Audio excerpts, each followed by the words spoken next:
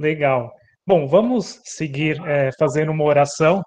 Senhor, nosso Deus e nosso Pai, nós te agradecemos, Senhor, por este momento e este privilégio de estarmos neste momento reunidos como irmãos e irmãs em Cristo, a fim de aprendermos um pouco mais, Senhor, com o teu servo, o nosso querido amigo e irmão Cremilson, Senhor. Que o Senhor possa usar a vida do nosso irmão Cremilson, a fim de que ele possa, Senhor, nos transmitir o teu conhecimento, da tua sabedoria que vem do alto, Senhor. Senhor, abençoe o Cremilson, a sua vida e também o seu ministério e família, e assim nós oramos em nome de Jesus Cristo. Amém.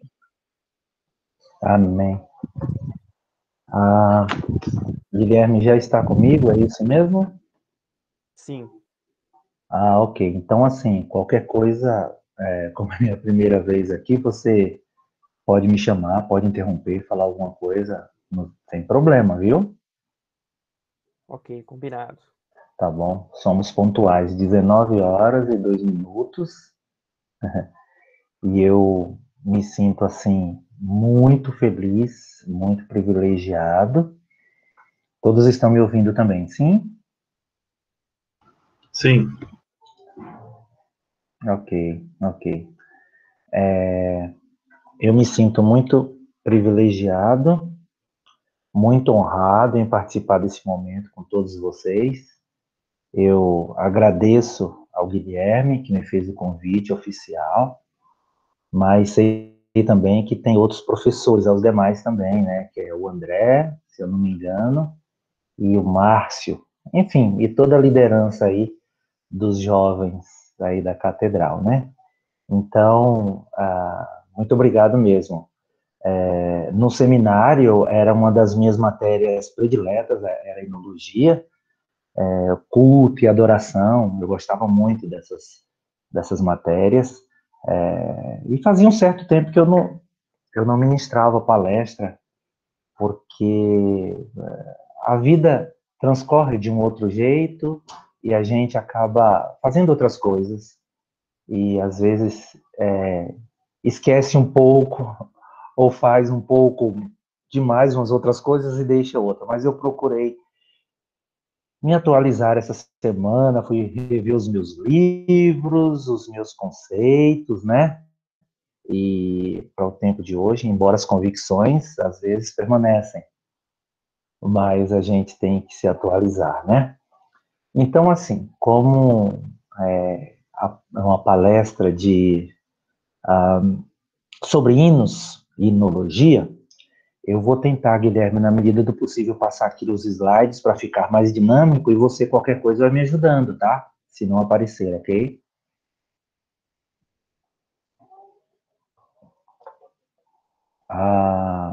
Então, Guilherme, você está por aí, né? Sim, estou aqui. Sim? Tá. Se tiver algum problema, então, com as imagens que eu vou transmitir, você me ajuda, pode ser? Perfeito, combinado. Tá bom, então vamos lá. Primeira coisa, assim, como eu estaria falando para um grupo de jovens, né? E acredito que a maioria aí tem metade da minha idade, que eu já estou com 44, embora pareça bem menos, né? Mas eu resolvi primeiro pedir a licença de vocês e fazer uma coisa que eu fazia no seminário. Quando eu era estudante de teologia e música, eu brincava com os hinos, porque as aulas eram, no decorrer da palestra vocês vão entender, mas as aulas eram muito impactantes. As aulas de enologia, às vezes, elas deixavam a gente um pouquinho triste por causa da história em si. E nós veremos isso daqui a pouco com mais detalhe. Então, quando eu chegava na aula, eu brincava com os meus colegas assim: olha, o hino que foi falado a semana passada, que o professor pediu um trabalho, quando a gente vai cantar ele, vocês perceberam o que soa esse hino? E os meus colegas ficavam todos assim, admirados. Não percebi nada, né? Falei, pois bem, mas se vocês forem analisar aquele hino que a gente canta, canta minha alma, canta ao Senhor, percebe? Parece o hino do gato. Eu falava isso, que era para descontrair, era para a gente poder rir. E, de fato, ele tinha uma sonorização assim, que era... Então, minha alma... era o hino do gato, porque ele dava essa miada. Então, miau! Então, era a forma de eu brincar com os meus colegas para descontrair a aula, né? Então, eu inventava o hino do gato, depois eu inventava também o hino do dedo duro, daquele que contava tudo, que era o hino do "Ah, Jesus Cristo, contarei tudo". Então, "Ah, Jesus Cristo, contarei tudo". Então, a gente brincava que era o hino do fofoqueiro, quem contava tudo para Jesus. Mas isso era uma pequena descontração. E aqui, como eu estou dando essa palestra para os jovens, eu também estou descontraindo com vocês para a gente poder entrar nos tópicos. Agora sim, vamos falar mais da forma mais séria. Pois bem, meus queridos, eu procurei fazer uma abordagem simples e direcionada, fosse uma coisa fácil e dinâmica para não cansar vocês. Então, eu vou tentar colocar aqui essa primeira apresentação e vocês me dirão se já está aparecendo aí. Essa sétima aula aí que o Guilherme colocou, né? Enologia, curso de formação e liturgia. Não sei se já está aparecendo aí, Guilherme, para vocês. Sim. Sim? Ah, então legal. Então eu vou passando aqui então e vocês vão vendo os slides para poder ficar mais dinâmico e participar comigo. Nesse primeiro momento eu coloquei assim, palestra sobre enologia e história dos hinos. Aparece aí uma vitrola, né? Isso chamada aqui em São Paulo. Como até os 12 anos eu morava na Bahia, chamava de radiola. Eu acho que alguns de vocês nem pegaram isso, com certeza. Eu peguei, que eu era menino. Então, os discos dos coros, dos hinos, quando a gente queria ouvir, era na radiola, chamada na Bahia. Em São Paulo, acho que fala vitrola. Eram esses hinos aí. E aí, tocavam aí tinha uma agulhinha, né, e etc. E até a coisa depois foi vindo de outras formas.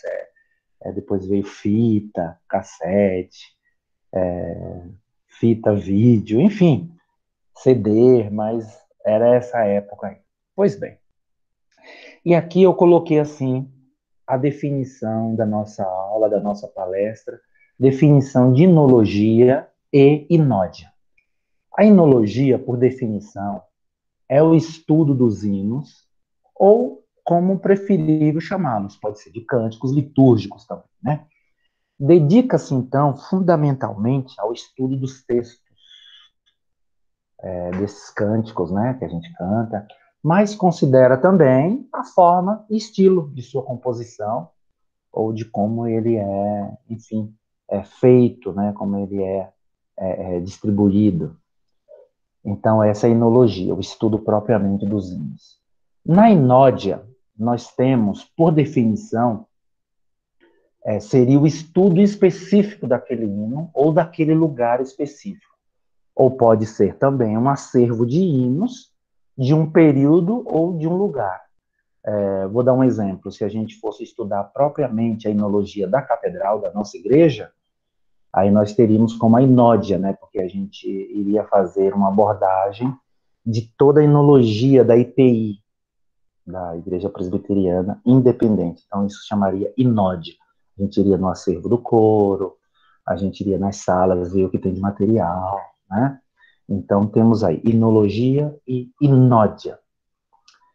E aí embaixo eu coloquei uma figura com uma pauta antiga, né, com alguns escritos, porque são coisas bem lá de trás que a gente pode, enfim, ter uma base, né?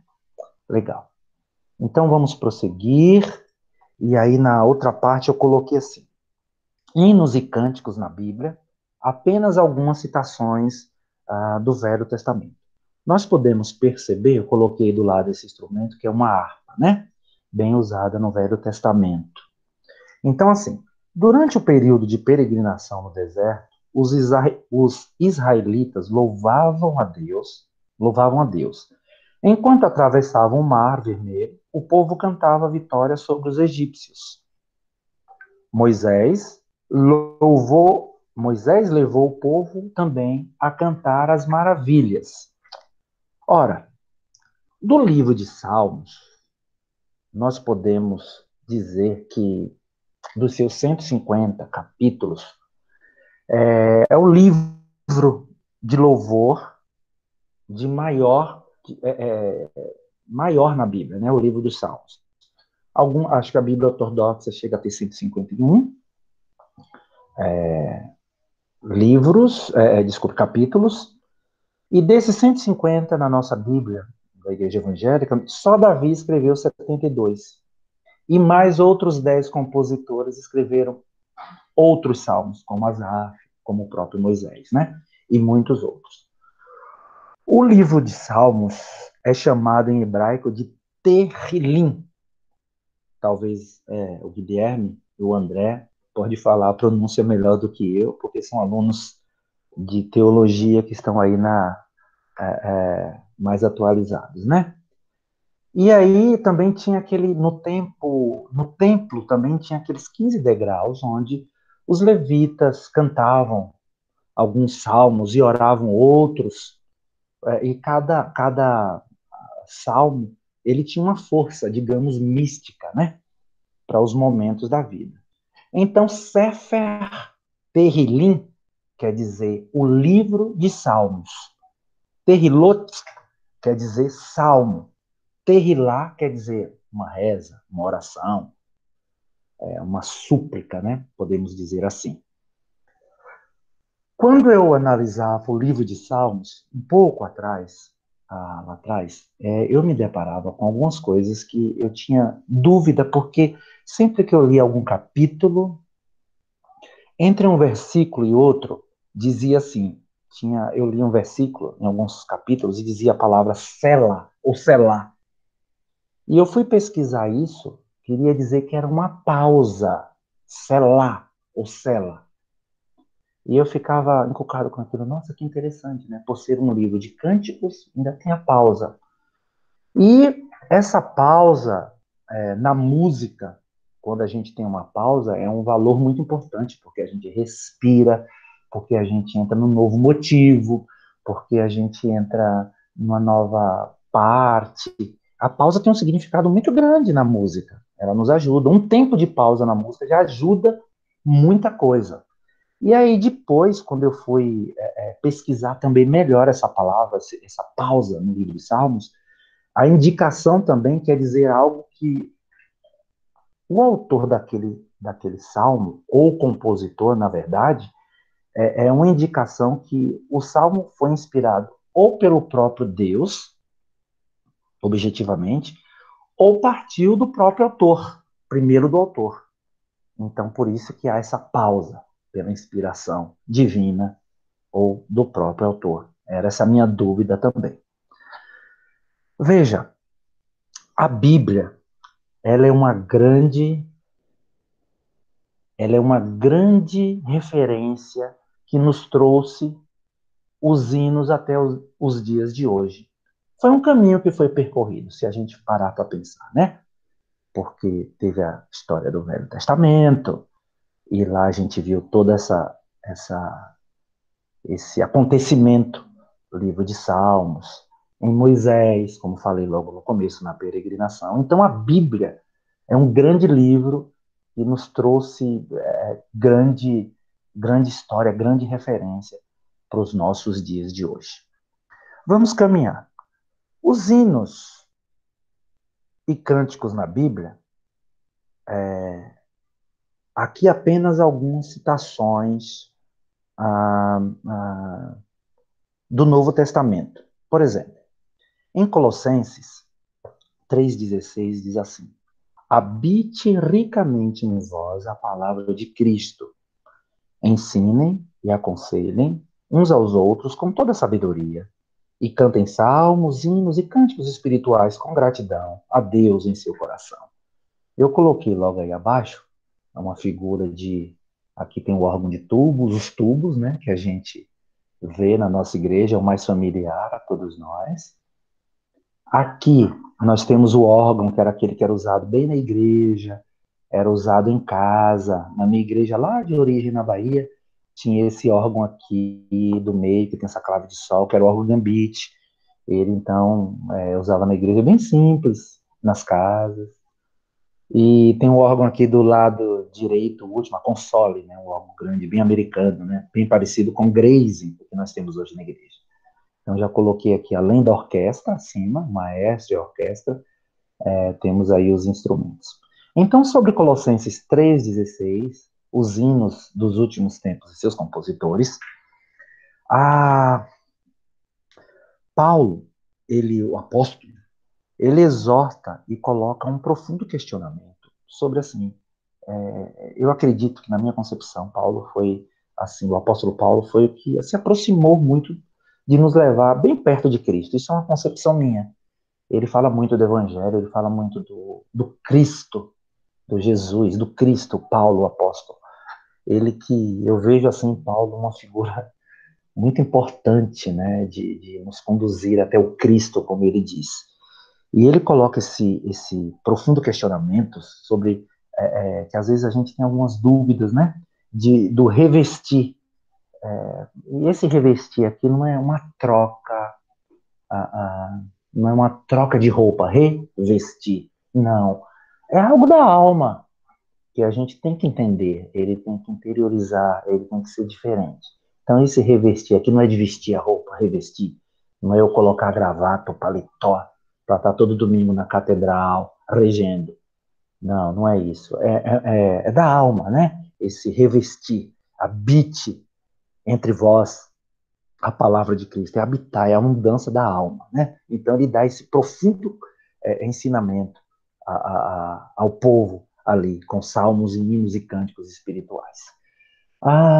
Seguindo, nós temos aí, se os hinos falassem, seria uma enciclopédia muito antiga. Eu tive o prazer de estudar nessa enciclopédia, por isso que eu coloquei um livro mais antigo aí na capa, na ideia, e do lado direito um outro livro mais atual, né?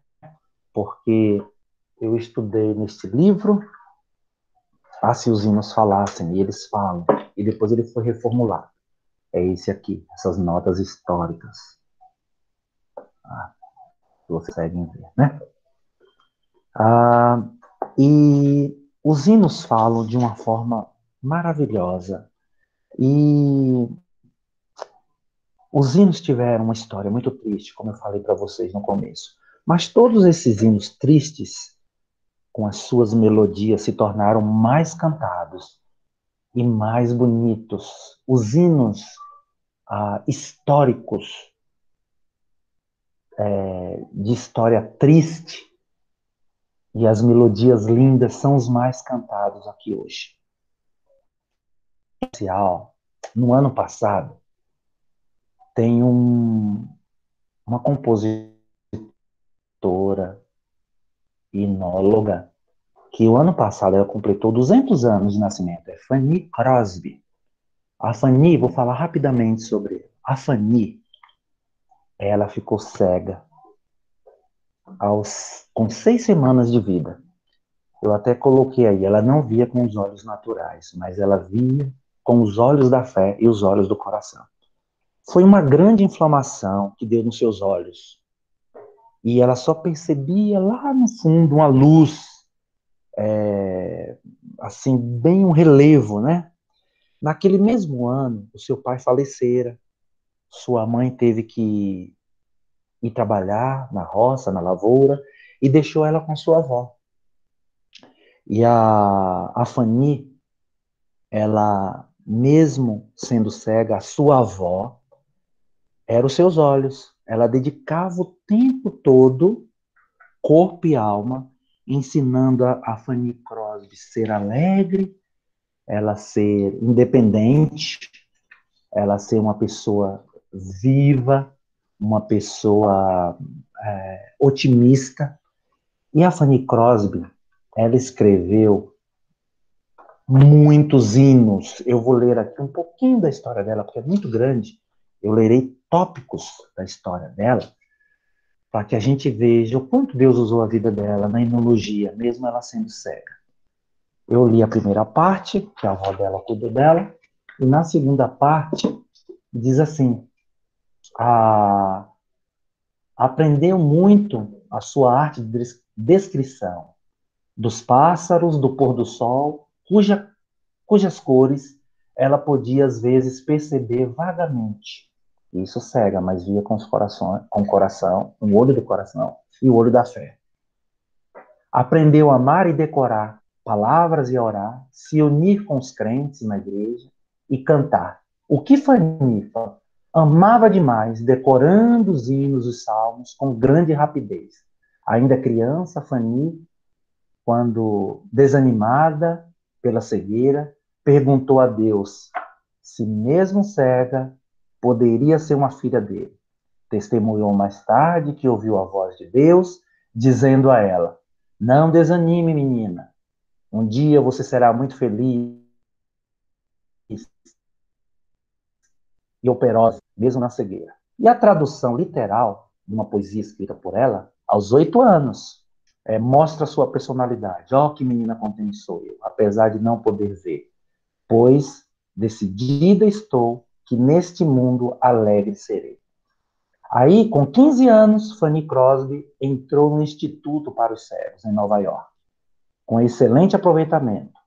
Continuou no seu hábito de escrever poesia, muitas vezes solicitada a suprir a letra para músicas lhe entregues.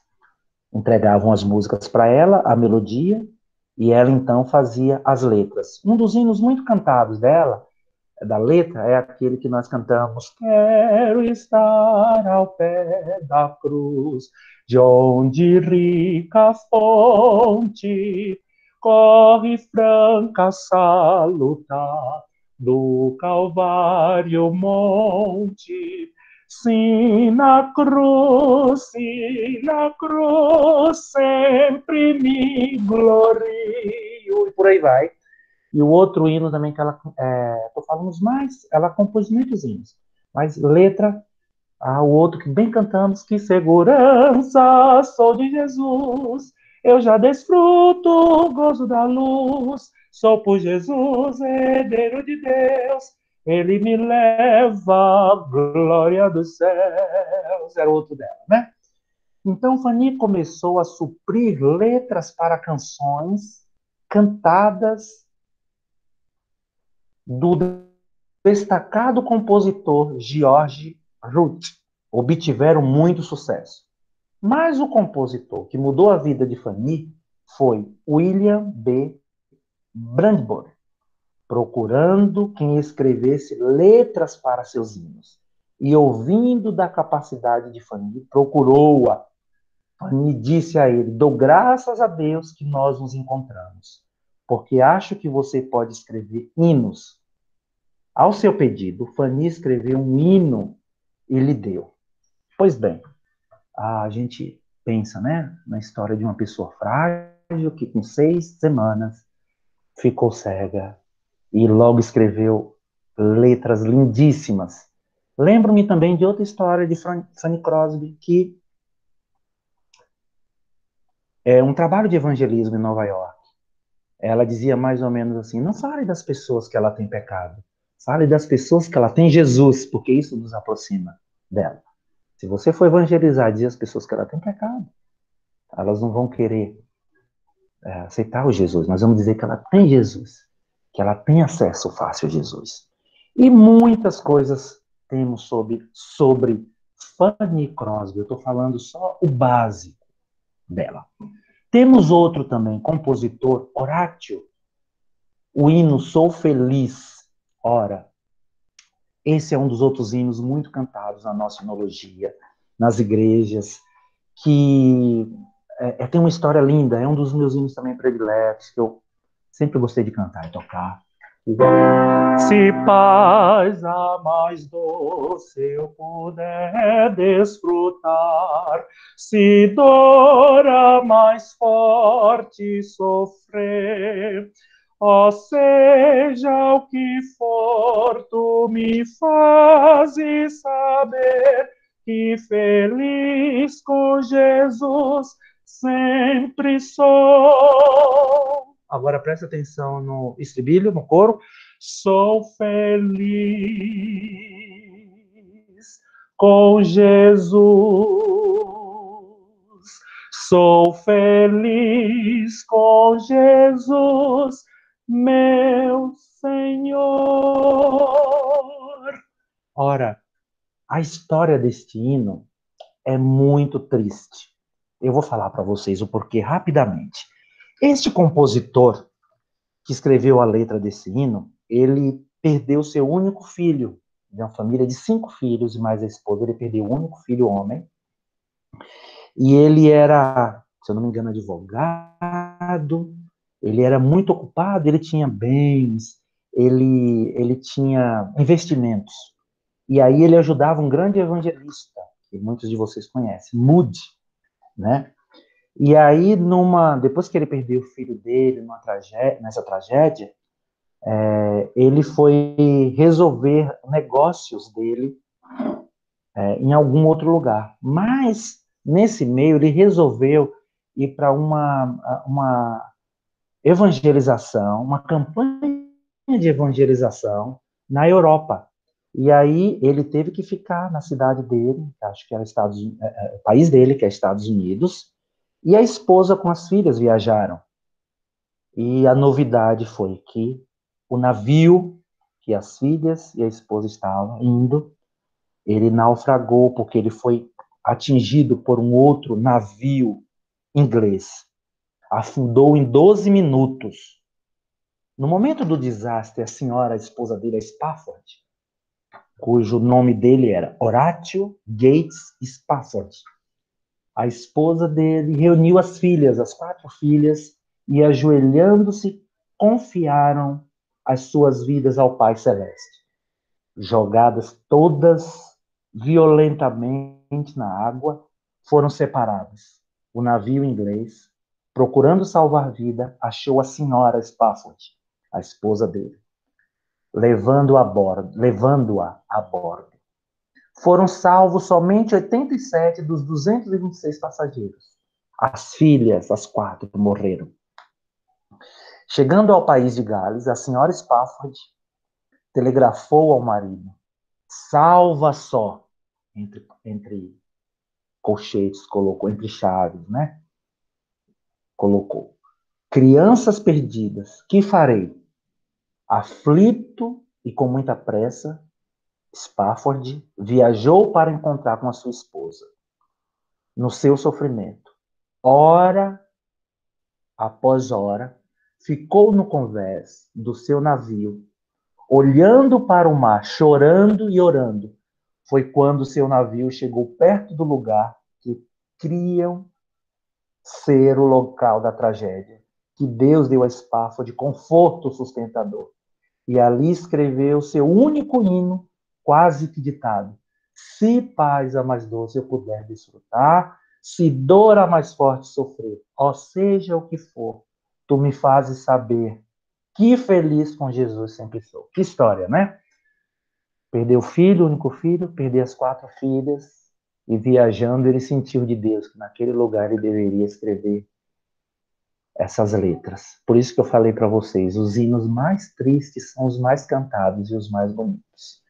Gostaria ainda de falar de 2 compositores para vocês, que é bem próximo, meu e alguns de vocês. Primeiro, João Wilson Faustini, que é da denominação IPI, né?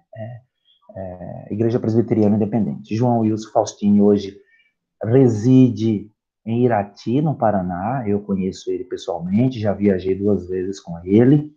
Ele foi ministro de música aí na Catedral Evangélica, fez um trabalho maravilhoso, compositor de muitos, muitos, muitos hinos. Hoje ele deve estar com 85, 86 anos. É organista também, regente, é pastor, reverendo. E ele deixou um legado muito grande na igreja. Ele tem um conhecimento muito grande, fala várias línguas, traduziu muitas cantatas, muitos hinos. Quando eu viajei com ele para os Estados Unidos, lá ele tem um área lá, foi pastor de igreja, foi ministro de música e organista lá. E ele tem hinos, além daqui do Brasil, ele tem hinos publicados lá. Então ele é da denominação independente, presbiteriana independente. Então, alguém bem próximo a nós, João Wilson Faustino. Outro compositor, Almir Rosa, do hino Jesus Foi Criança Como Eu. Eu, quando pequeno, até 12 anos, morei na Bahia, e o meu pastor era, além de pastor, ele era músico, organista. Foi através dele que eu acredito que eu já tinha aptidão para música, já tinha o chamado para música, o dom, talvez, né? E esse meu pastor hoje reside em Ilhéus, na Bahia. Ele me ajudou bastante. E eu, quando pequeno, cantava aqueles hinos de Natal, de Almir Rosa, e era... Jesus foi criança como eu, Jesus foi criança como eu, ele as criancinhas muito compreendeu, porque foi criancinha como eu. E a gente cantava no Natal, falava de Jesus, esses hinos todos, e eu, pequeno, cantava, e me lembro quando eu cheguei em São Paulo, com 12, 13 anos, eu soube que ele foi ministro de música da Igreja Batista da Liberdade, bem perto da gente, aí na Catedral, na Rua Santa Mara. E passaram os anos, eu fui para um encontro de quartetos internacional na primeira Igreja Batista em Vitória, e coincidentemente eu estava numa palestra lá, numa sala, falando sobre quarteto. Quem estava falando era Almir Rosa. E quando mencionou o nome dele, eu falei, eu não acredito que é Almir Rosa. Eu cantava música dele desde pequeno, e agora eu encontro ele aqui já com mais de 30 anos, eu já estava, ou quase os 30 anos, e eu fui até ele e falei, eu canto suas músicas desde pequeno, nunca imaginava encontrar com você. Então, assim, graças a Deus pela história dos hinos, pela história dos compositores que nos trouxeram até hoje, os hinos, as melodias, e Deus tem usado eles. Pois bem, vamos caminhando por causa do nosso tempo. Eu não sei se alguém quer falar alguma coisa, Guilherme, se eu estou muito rápido ou se estão dando para conseguir acompanhar. Perfeito, Cremilson. Acredito que você pode continuar a exposição. Normalmente, Sim, nós realizamos as perguntas e reflexões no final. então posso continuar, né? Isso, Ok, obrigado. eu que agradeço. Pois bem, meus queridos jovens, assim como eu também me incluo, estou com 44, mas eu sou super jovem, viu? A idade parece bem menos. Minha esposa está aqui rindo do outro lado. Então, olha só. Aí, indo para um outro ponto, os hinos na liturgia de hoje. Hoje vocês veem na igreja, muitas igrejas, ela não é como a catedral e nós nem exigimos isso. Hoje nós temos nas igrejas jovens dirigindo os cânticos, dirigindo os hinos, e aí vocês conseguem ver, né? Aí alguém, grupo de louvor com violão, contrabaixo, baterias, caixas atrás.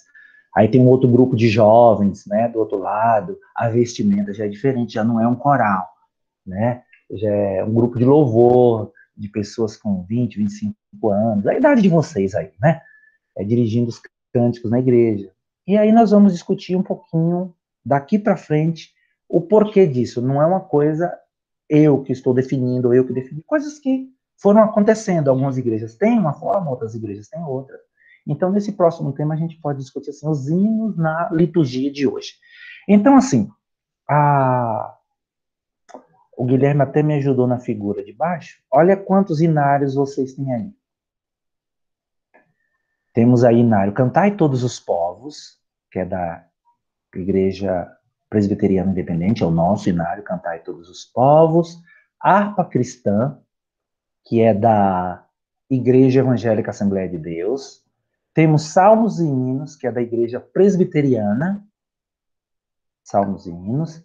Temos Cantor Cristão, que é da Igreja Batista, foi o hinário que eu fui criado ouvindo, porque até então minha formação foi da Igreja Batista, onde eu me eduquei musicalmente e no Evangelho. Cantei muitos hinos do Cantor Cristão, tá aí. Tem um novo cântico, hinário presbiteriano também, né?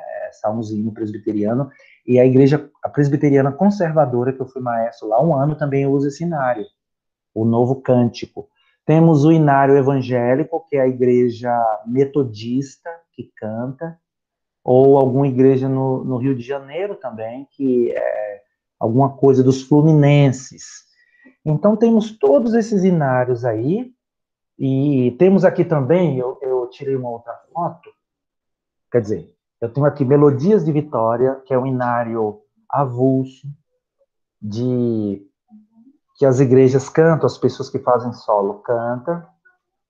Tenho também aqui que eu trabalhei quase 5 anos na igreja luterana, igreja evangélica de confissão luterana no Brasil, em Campinas, eu fui regente lá. Tem aqui 2 inários, um é o antigo, e depois eles fizeram a versão 2, HPD, que eles chamam, Inário para o Povo de Deus, o 2, e o 1, mais antigo. O 1, a escrita está bem diferente, e o 2 está com a escrita já bem moderna de partitura, já é bem diferente, tá vendo? Esse é da luterana. Temos aqui o inário da Adventista, do 7º dia. Esse é o inário. De vez em quando eu coloco alguns hinos dele na liturgia da catedral. Temos esses inários. Pois bem, mediante a isso, e tem um inário ainda, que eu não deu tempo de colocar, é Louvores de Jeová, que é Testemunho de Jeová. Ok? Esses inários eram os inários usados nos cultos em suas igrejas.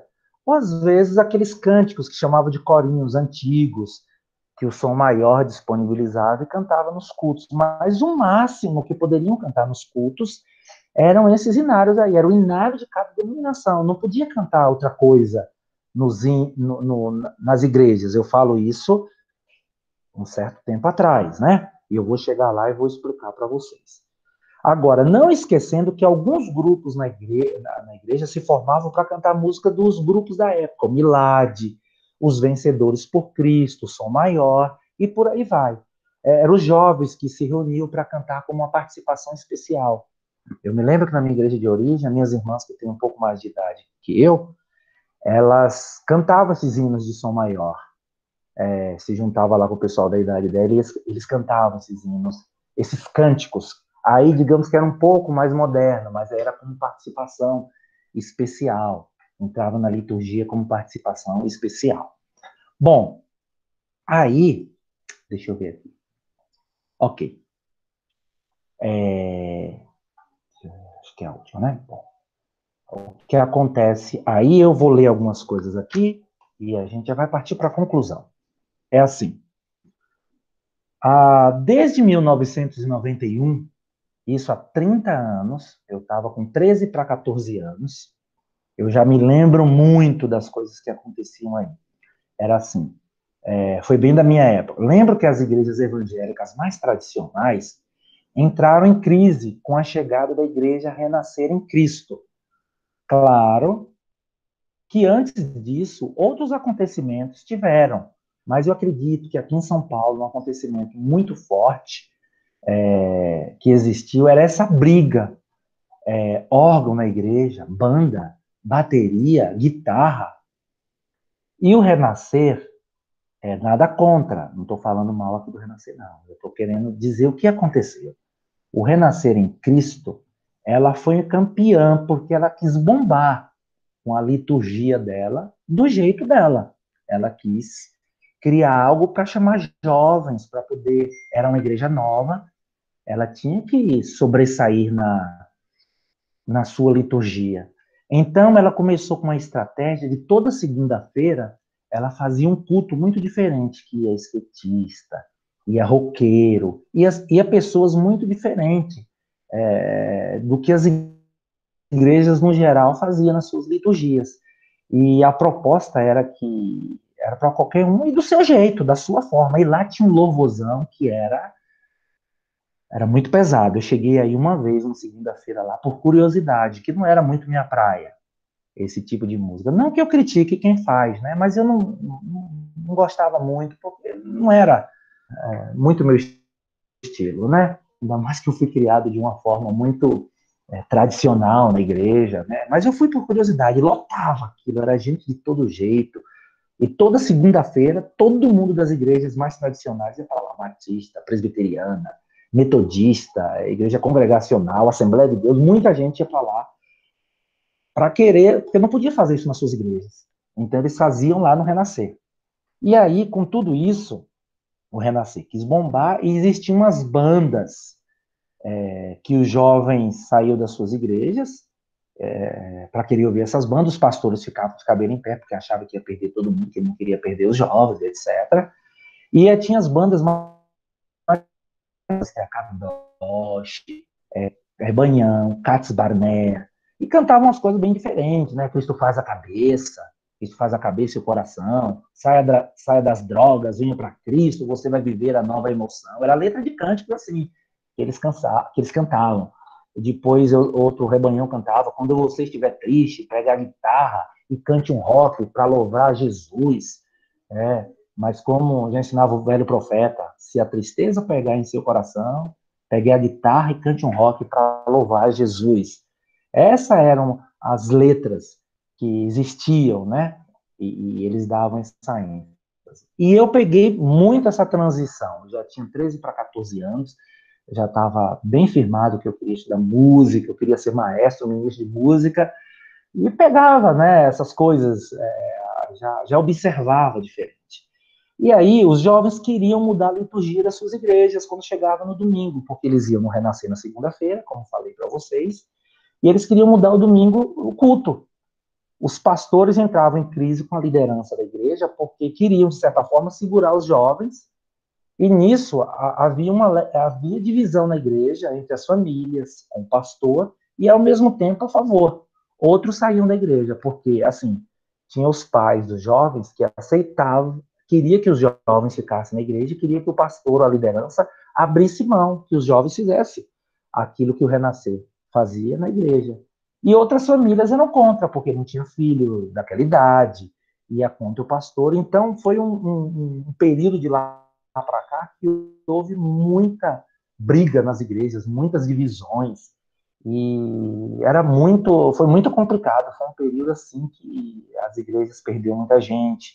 Me lembro também que logo depois disso que começou também a criar uma cara, o Estevão Hernandes, um dia ele pregou e pediu para que todo mundo que não fosse da igreja nunca mais voltasse lá, porque ele sabia que ele não tinha uma igreja dele, de pessoas que ele evangelizou talvez, de pessoas que ele falou de Jesus. São pessoas que de repente foram lá porque era de outra igreja e foram.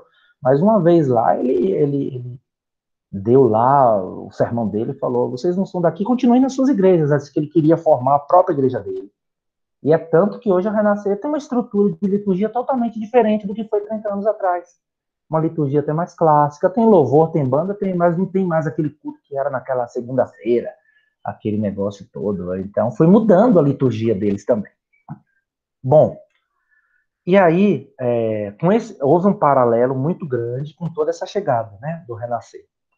A própria época da graça, com o famoso Adhemar de Campos, que todo mundo conhece a música dele, muitas músicas dele. Adhemar de Campos também já foi uma outra ideia de comunidade, a época da graça, ou melhor, comunidade da graça, né?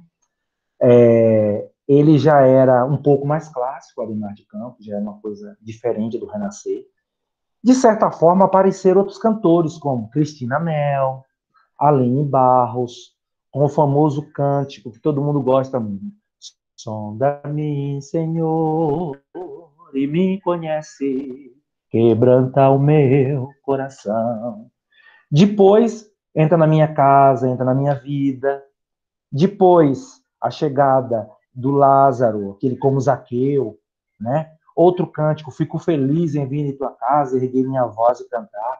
Então, toda essa linha já teve uma linha mais pentecostal. E o povo das igrejas tradicionais gostava desses cânticos. Eu mesmo fui abordado em muita igreja onde fui ministro de música, e eu fazia integralmente a liturgia. As pessoas me abordavam: por que você não põe esse cântico tal? Por que você não põe aquilo? Por que você não põe aquele? Que é cantado nisso, que está assim. Eu fui abordado diversas vezes nas igrejas mais tradicionais chamadas, como ministro de música. Então, de lá para cá, de 91 para cá, 30 anos, tem sido essa briga direto, constante, nas igrejas. Nisso que eu estou explicando para vocês, da enologia, cântico, banda, hino, e coral, e órgão de tubos, e piano, e, enfim, tem sido essa coisa, né? E cada igreja começou, então, estabilizar como que gostaria da sua liturgia. Bernardo e Silvana, cantores da Igreja Batista, eles cantavam dueto.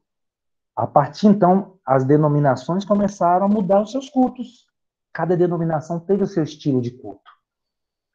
As pessoas queriam fazer solos na linha do que existia fora, não mais dentro daquele caráter de litúrgico, daquela inologia que a gente foi criado, que eu citei para vocês de um tempo atrás. Outros compositores dentro de nossas igrejas começaram a se destacar. João Alexandre, Jorge Camargo, a gente conhece muito bem esses aí. E esses foram um dos principais, que já tiveram também uma mescla mais, digamos assim, erudita, tranquila, clássica. Já não foi aquela coisa tão... aquela coisa mais alta, digamos assim, aquele som, não, já foi um violãozinho, uma coisa mais clássica, né? Com tudo isso, muita igreja abriu mão das liturgias, muitas denominações pensaram, cada igreja faz do seu modo. É o caso da Igreja Batista, onde eu fui criado e fiquei muito tempo até então. A Convenção Batista Brasileira, lembro-me que houve uma discussão que a denominação abriu mão da liturgia. E, então falou, cada igreja faz a sua liturgia e façam por onde achar melhor e como convém. Isso foi a Convenção Batista.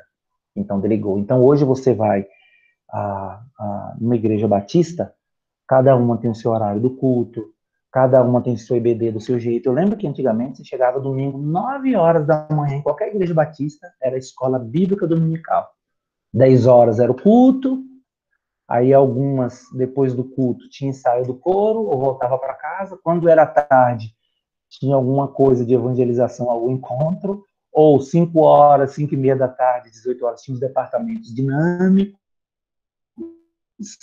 E depois eu peguei tudo isso na Igreja Batista. Então era muita atividade, hoje já não existe mais isso.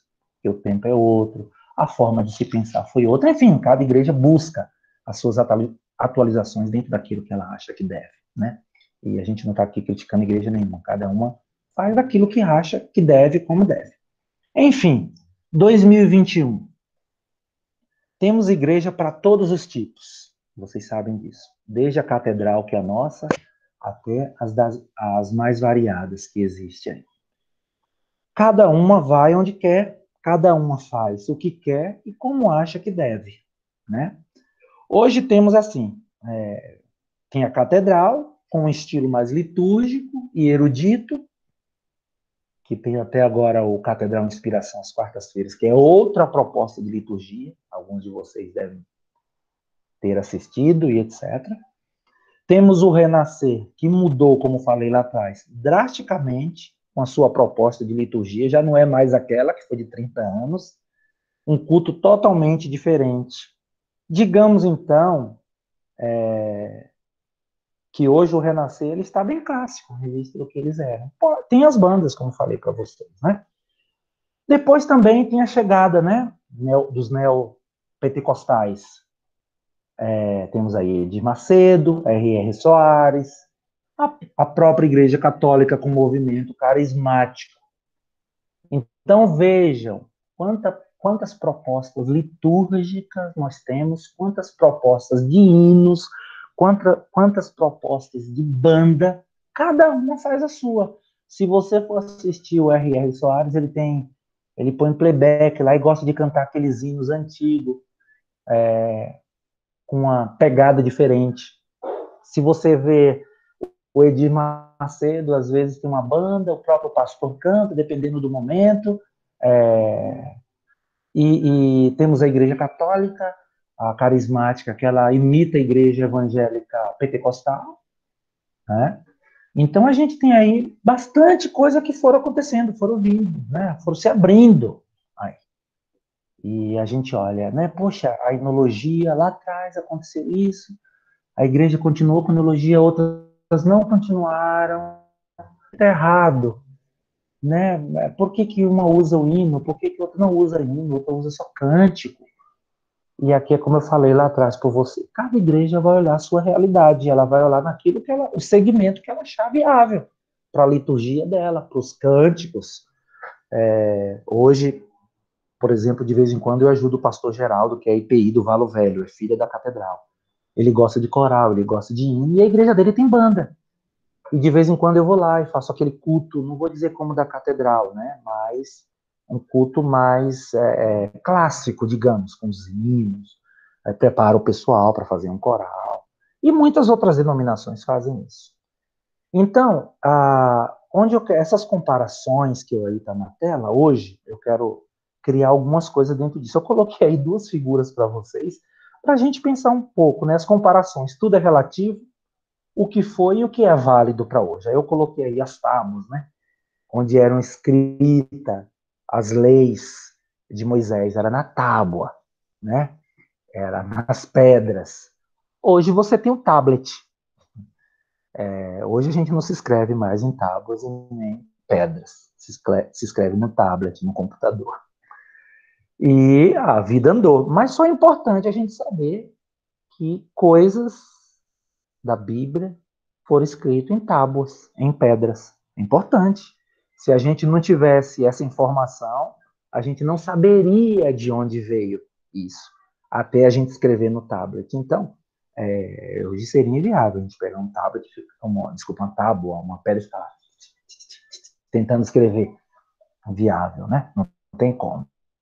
Mas é interessante eu saber que houve isso, que houve a pedra que era escrita, a tábua, mas é o tablet que me facilita. Então, há essa ligação aí, né? Por isso que eu coloquei essa imagem para a gente pensar nisso, né? E aqui algumas reflexões e perguntas. Eu não vou dizer, para a gente terminar, que eu só tenho 8 minutos, eu quero ser pontual. Eu não quero dizer para vocês o que eu acho certo, o que eu acho errado.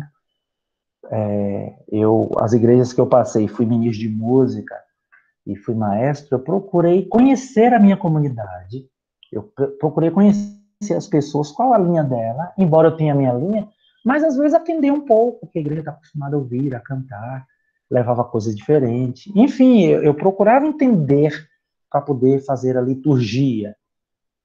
A catedral já tem uma liturgia bem segmentada, a liturgia dela, de vez em eu sou um dos liturgistas da igreja, o Guilherme também é, e eu mantenho, sem dúvida, os tópicos da liturgia. Às vezes eu mudo algumas coisas. Eu faço aquilo que nós chamamos de canto criativo, ou de medley. Às vezes eu coloco várias estrofes de hinos num só momento. Eu canto 2 estrofes de um hino, 2 de outro e 2 de outra. Praticamente de um único hino. E ponho leituras, é uma das formas litúrgicas que eu sempre fiz para minha liturgia, né? Canto mais de um hino no só momento. Enfim, eu faço isso na catedral, uma coisa que não era feito, mas eu fiz uma pequena mudança, mas não estou dizendo que tem que mudar, não estou dizendo que tem que fazer diferente. As igrejas têm que perceber o que elas querem, os pastores, enfim, e tem igreja para todos os gostos, como falei para vocês.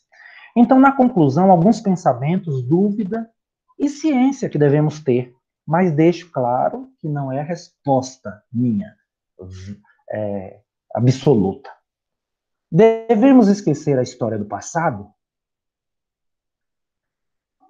Devemos esquecer o que sempre nos trouxe resultado? Qual paralelo devemos ter? Veja que sempre no estudo de hoje eu peguei algo antigo e algo atual. Eu procurei na imagem de livro antigo e na imagem de livro atual. Como eu peguei agora as pedras, as tábuas, e peguei o tablet, né? Para a gente ter esse paralelo, essa comparação. Se a gente quiser continuar escrevendo em tábuas, em pedras, ou ir para o tablet? É importante saber que existiam as pedras, como falei para vocês, que elas foram escritas nelas, coisas importantes. Senão, onde ficaria a história e onde ficaria a nossa base de continuidade, se a gente não tivesse esse parâmetro das tábuas, das pedras?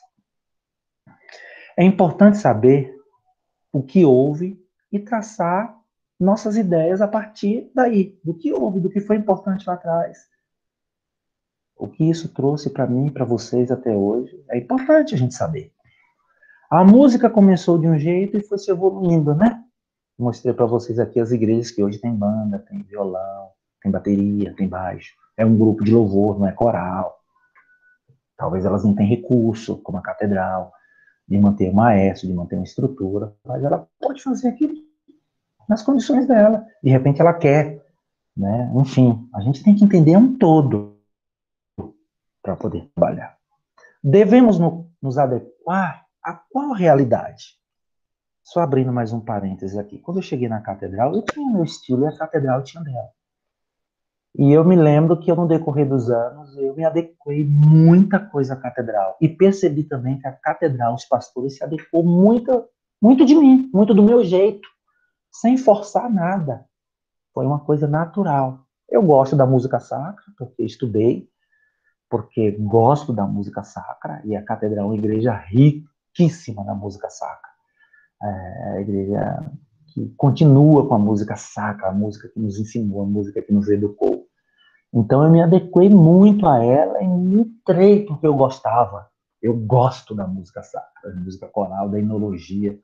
Gosto também de banda, dos cânticos, com certeza, gosto. Muitos cânticos lindos, gosto. Então percebi isso. Eu me adequei à catedral e a catedral se adequou ao meu estilo. Isso é muito importante. Então devemos nos adequar àquela realidade daquilo de uma maneira leve. Existe liturgia certa? Existe liturgia errada? Qual a liturgia que é válida? Qual o propósito da liturgia? Qual o propósito da liturgia para a comunidade? O que a comunidade crê para fazer sua liturgia? Ficam todas essas perguntas aqui e a gente pode repensar nisso tudo, né? E eu não vou dar respostas para vocês porque o assunto é muito amplo, né? Então, cada igreja tem que procurar a sua resposta dentro daquilo que ela tem vivido, analisar o evangelho, analisar a enologia em todo, e a partir daí, então, ela faz todas as questões de perguntas e respostas, tá bom? Então, esse foi o que eu consegui extrair para vocês, espero que eu consegui acrescentar alguma coisa, espero que não ficou confuso em nada, curti demais estar aqui com vocês, curti demais estar aqui aprendendo essa semana e pesquisando bastante coisa, porque fazia tempo que eu não dava essa palestra, né? Todos esses acontecimentos de pandemia aí, a gente músico às vezes se dedica mais em outras coisas, tem período, né? Que a gente se dedica mais na regência, no canto e etc, e vai deixando algumas coisas, né? Então, foi muito bom ser convidado para isso, tá bom? Deus abençoe a todos vocês, o ministério, abençoe o Guilherme, ao André, ao Márcio e toda a estrutura aí dos jovens, viu? Muito obrigado.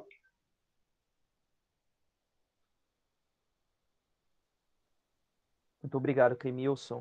Foi excelente a palestra. Nós agradecemos por toda a exposição e agora todos podem ficar à vontade para possíveis perguntas ou reflexões. O Jared levantou a mão? Pode iniciar, Jared.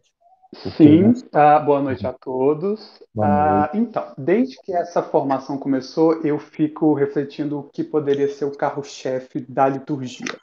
Já que a gente está estudando liturgia de uma forma muito abrangente e em vários aspectos possíveis, eu estava pensando o que poderia ser o carro-chefe, aquilo que é essencial, ou pelo menos aquilo que você pode aferir ao chegar numa igreja para identificar exatamente que tipo de liturgia aquela igreja tem. E eu acho que depois de hoje eu cheguei à conclusão de que a música é o carro-chefe da liturgia da igreja. Eu gosto muito de refletir sobre a música contemporânea. Eu acho que eu iria até um pouco mais longe e diria que talvez coisas como bater palma são um divisor de água fundamental na história da igreja. Eu acho que há o antes e depois do bater palma na igreja, porque é algo que me parece que divide ou já dividiu muito a opinião de muita gente, e aí logo depois você tem a música contemporânea e mais precisamente esse agente fundamental que é a equipe de louvor, ou a banda, ou o ministério de louvor. Eu acho que eles são os grandes responsáveis, em certa medida até pela vulgarização da liturgia na igreja. Eu sei que você propôs uma, digamos, relativização. Eu não relativizo muito, eu sou daqueles que vai dizer, olha, isso aqui é excesso, isso aqui é perigoso, isso aqui vulgariza o culto, a liturgia, e a gente mistura muito as coisas. Então, eu tenho um certo preciosismo com certas coisas. Então, mas eu olho exatamente para a equipe de louvor, porque eu acho que o segredo está nela, e em todos os aspectos dela, né? É no quem canta, como canta, onde canta. Esses dias eu estava me dando conta, por exemplo, de que o ministério de louvor, com o passar do tempo, ele vai mudando a posição dele no espaço da igreja. Ele sai do cantinho, onde ele era só um grupo que ajudava a conduzir na igreja, e ele vai para frente da igreja. Ele ganha um protagonismo muito grande, de modo que você tem igrejas que hoje, ao constituírem seu espaço de louvor, vão dar um protagonismo muito grande para o palco, que não é mais púlpito. Era um púlpito, agora é um palco, justamente porque a equipe de louvor tomou muito esse espaço. E se a gente comparar, por exemplo, com o coro da igreja, tem igrejas que, curiosamente, o coro ele fica ou nas laterais da igreja, ou mais interessante, ele fica no fundo da igreja, na parte de cima. Se eu não me engano, a Igreja Presbiteriana Unida de São Paulo, ela tem esse formato. O coro fica atrás de todo mundo, o que é uma coisa muito interessante, porque quem canta não tem o protagonismo do culto, ele não está em evidência. Não é um show, você não está indo ali para assistir quem está cantando, para saber exatamente quem é, justamente por isso. Então, eu acho que essa... Jared, Oi? a Catedral Presbiteriana do Rio também. Ela tem, Tem se eu não também, me engano, o coro fica lá atrás. Eu já tive a impressão de ter visto nas laterais da igreja, não atrás.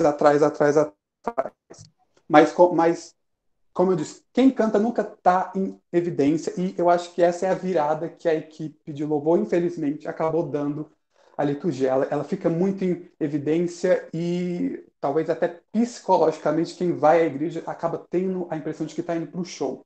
Eu acho que muito disso é intencional, quando a gente pensa que culturalmente as igrejas evangélicas culturalmente eram muito reclusas, então assim, um jovem médio da igreja antigamente não ia a shows, a espetáculos, exposições, era muito restrito. Então o que você faz? Você pega tudo isso que está lá fora e você traz para a igreja justamente para atender essa demanda que os grupos mais jovens têm. Eu acho que se a gente tivesse mais abertura cultural para outras coisas, a gente não precisava trazer tudo para dentro da igreja, porque eu sou meio contra esse tipo de, de coisa. Eu sou daqueles que vai dizer, olha, você quer ir para o show, você gosta de show? Não traz o show para a igreja. Vai assistir o show, não precisa de luzes ou de fumaça ou um show de rock dentro da igreja. É só você ir no show se você gosta do show. Infelizmente, a igreja trouxe muito isso para a igreja, mas, enfim, eu vejo muitas coisas boas nesse fenômeno que é o ministério de louvor e a equipe de louvor, principalmente quando eu vejo os primeiros. A gente tem coisas como o Vencedores por Cristo, que é um grupo de louvor magnífico. Então, e outros da mesma época deles também. São grupos que correram para que hoje a gente pudesse andar na igreja, né? Os primeiros que trouxeram instrumentos e que, no primeiro momento, não eram tão estreônicos, mas trouxeram esses elementos para o culto, trouxeram essa ideia de cânticos um pouco mais contemporâneos, em contraponto aos cânticos duzinários, que, enfim, são muito sublimes, mas talvez ficavam muito naquela coisa do século XIX ainda. E eu acredito que às vezes dá para você ter um cântico contemporâneo, com um gênero musical contemporâneo, e com uma consistência teológica muito boa. E eu acho que coisas como o Vencedores por Cristo fizeram isso muito bem. Tem um álbum deles chamado De Vento em Polpa, que é sublime. Você ouve o álbum, você vê claras influências de bossa nova, de MPB, de Tropicália. Então, é uma coisa sublime e com muita consistência teológica, porque tem essa questão também. são músicas muito barulhentas, com uma composição teológica, com uma consistência teológica muito pobre. Então, você também tem essa questão. Eu acho que o nosso desafio realmente é tentar conciliar essas duas tradições, tanto essa tendência mais tradicional com essa cultura mais contemporânea, que tem coisas muito boas também. É uma pena que a gente não tem muito a cultura de outros países que normalmente dividem seus cultos. Na batalha litúrgica, essas igrejas atendem todo mundo, então você tem um culto tradicional em um horário, uma hora depois você tem o culto contemporâneo, e aí todo mundo é atendido. Infelizmente, a gente disputa muito o culto. Eu acho que essa é uma questão muito fundamental. O culto está muito em disputa, ou ele é de um jeito ou ele é de outro. Ele não pode ser de duas formas, ele não pode atender todo mundo. Então, eu acho que a gente perde muito com isso também. E por último, eu queria perguntar como que ou qual é o espaço que, digamos, a equipe de louvor, o Ministério de Louvor um pouco mais contemporâneo tem ou teve ou pode ter na catedral. Eu sei que ela é uma igreja muito tradicional, até onde eu já assisti alguns cultos daí, não tem nada como equipe de louvor ou algo do tipo, ou um culto mais contemporâneo. Não um culto estriônico, um culto contemporâneo, nada como o que infelizmente aconteceu na Catedral do Rio, com os jovens da igreja, transformando a igreja num show, enfim, péssimo. Então, eu queria saber qual é o espaço do culto contemporâneo dentro da catedral, ou se a igreja meio que inevitavelmente tem uma cultura voltada mais para o tradicionalismo. É isso, não sei se ficou muito claro, porque eu disse um monte de coisa aqui, mas é isso, espero que tenha ficado um pouco claro. Obrigado.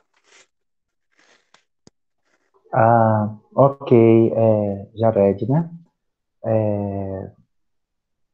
Muito boa sua pergunta, muito boas suas colocações.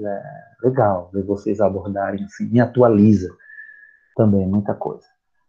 A catedral é uma igreja diferente das demais, não por ela ser mais importante, a melhor, não. Ela tem a sua essência. O forte da catedral sempre foi a música sacra, com coros, com hinos, né? E toda música desse nível é bem aceita na catedral, né? E sempre foi muito forte na enologia, como falei, Faustini é o pai da música na Igreja Presbiteriana Independente, né? Ele criou isso, ele tem essa formação muito boa, essa genialidade, ele trouxe isso para a igreja, pela estrutura da arquitetura da igreja, né? Ela já tem esse espaço, ela já favorece tudo isso. Então, assim, eu estou na catedral agora, esse mês, completa 6 anos que eu estou como maestro. Primeiro eu fiquei como regente de 2 coros, e depois, por uma reformulação que foi feita na igreja, então o conselho me convidou para ser o maestro titular da igreja. E eu acompanhei nesses 3 anos, assim, várias mudanças pequenas que houve na catedral, que a catedral tinha um culto de domingo à noite que era chamado culto contemporâneo. E nesse culto também tinha um hino, 2 no máximo, tinha um órgão fazendo prelúdio, pós-lúdio, e tinha a parte da banda. Eu cantei na banda, eu toquei algumas vezes na banda, alguns de vocês que estão aí na sala cantaram também, né? A gente fazia alguns trabalhinhos para o pessoal inserir.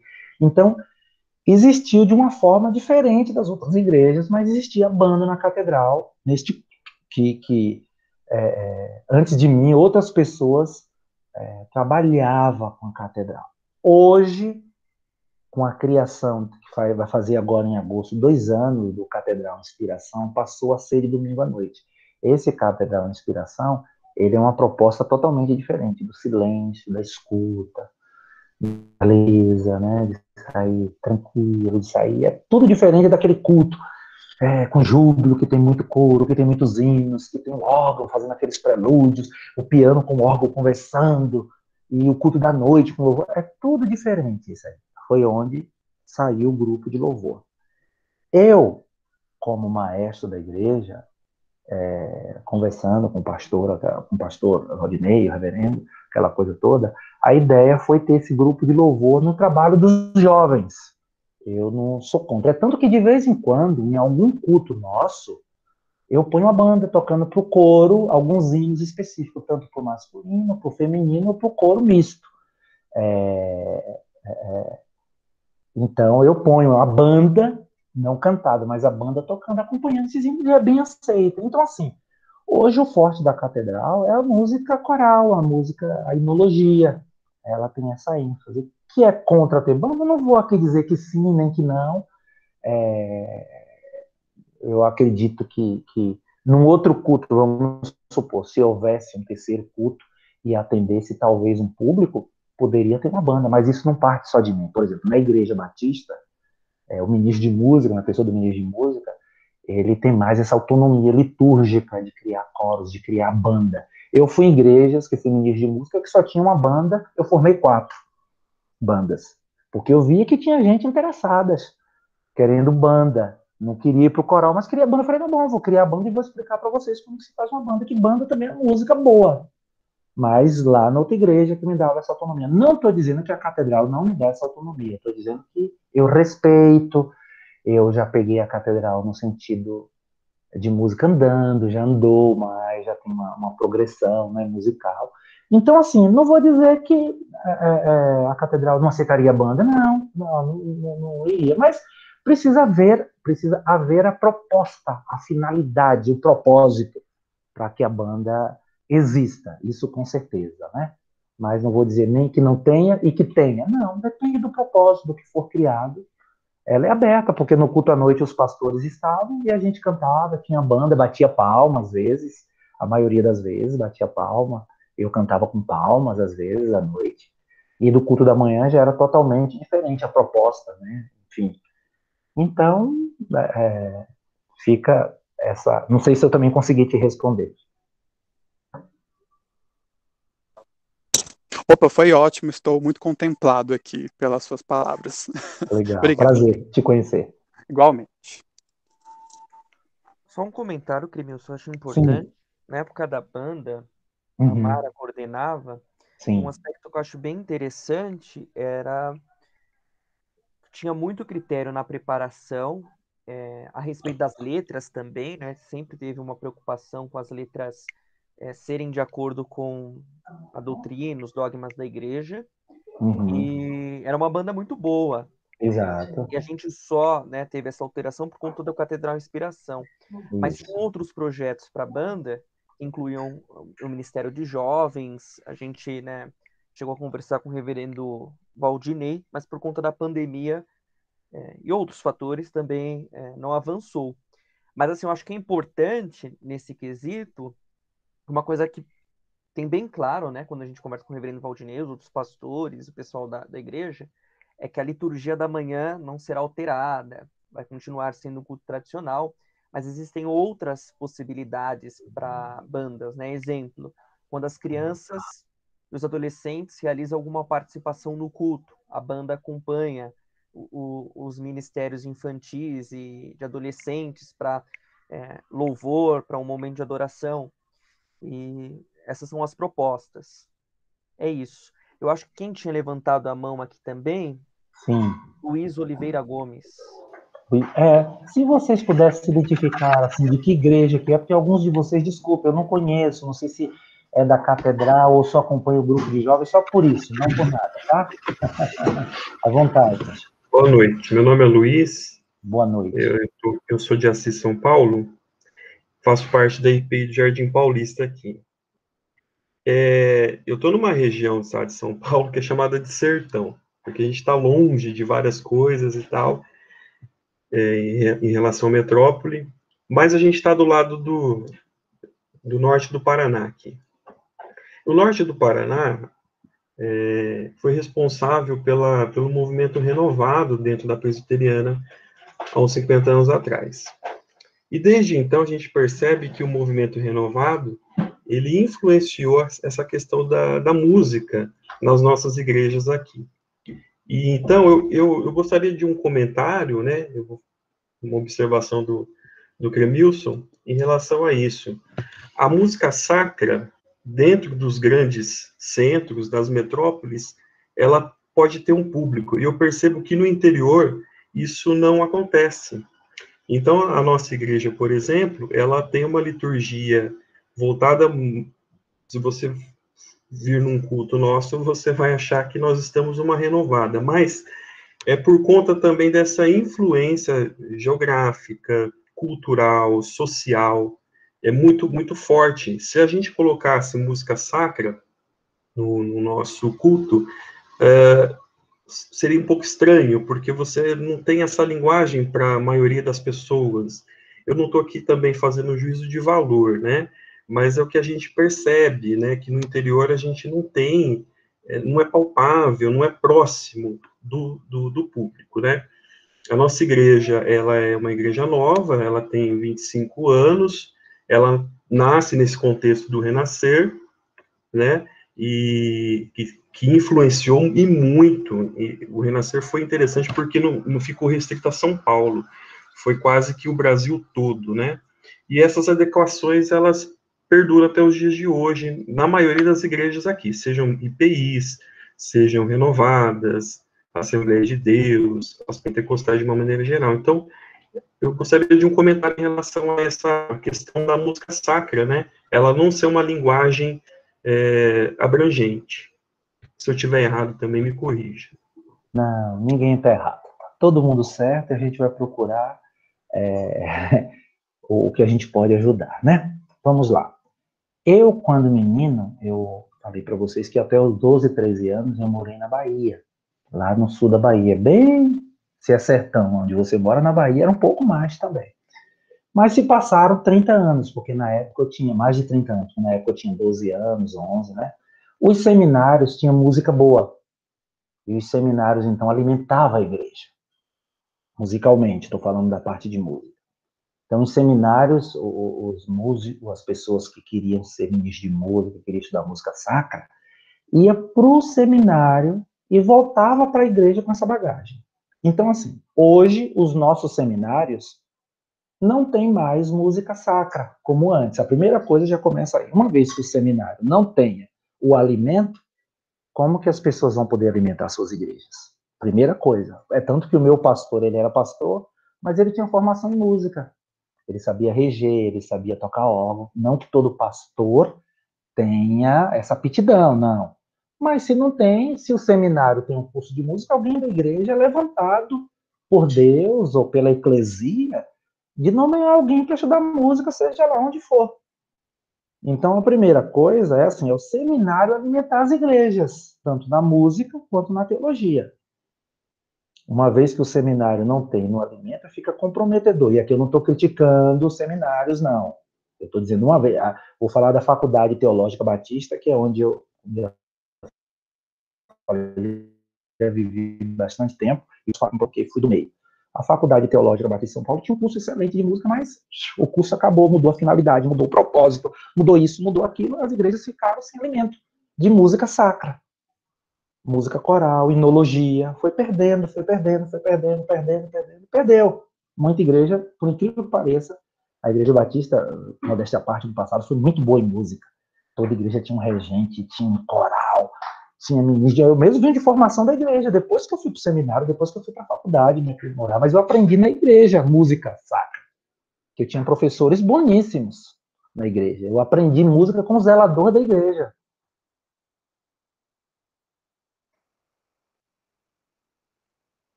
Eu acho que caiu, Cremilson. Caiu para você Caiu. também? Caiu para mim. Acho que eu perdi a conexão, ou não? Voltou agora. Existe, acontece, não quero criticar, mas também não pode ser aquele fator para a gente dizer assim, porque a nossa região, aquela coisa, tarará, tarará, não vamos fazer, não vai ter. Não. Eu acho que as coisas têm que chegar às pessoas de uma forma ou de outra, com as dificuldades, com as facilidades. A gente tem que se mover, as coisas chegarem. Como eu falei, aquilo que foi escrito lá atrás, nos trouxeram até hoje a Bíblia, escrevendo em tábua, escrevendo em pedra, em seja lá o que for, mas chegou até a gente hoje de uma forma. suamos para a coisa aparecer.